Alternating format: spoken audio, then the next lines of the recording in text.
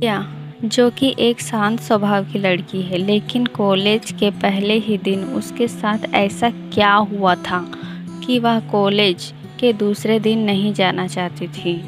आखिर क्या थी इसकी वजह? रात के लगभग 1 बजे जब प्रिया की माँ को आवाज़ सुनाई देती है, वह आवाज़ सुनकर ऐसा लगता था जैसे कोई चलकर आ रहा हो।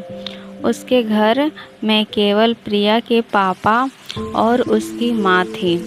उस दिन प्रिया अपने नानी के पास उनके घर गई थी।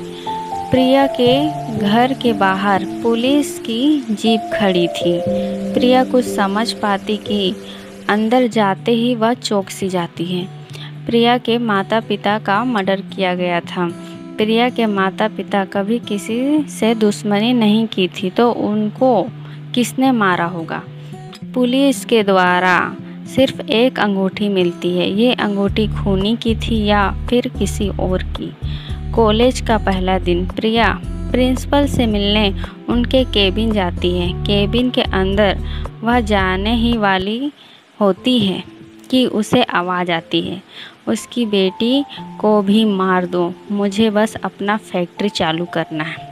अचानक प्रिंसिपल केबिन के बाहर आ जाता है। उसे ऐसा लगता है कोई उसकी बातें सुन रहा है।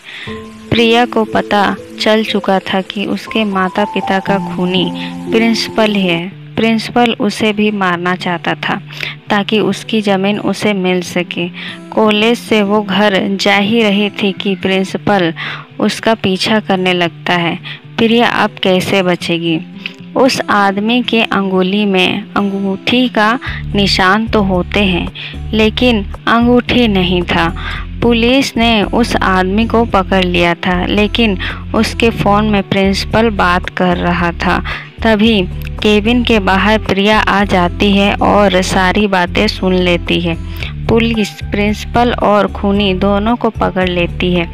इस कहानी से हमें यह पता चलता है कि किसी के साथ बुरा करने से खुद का ही बुरा होता है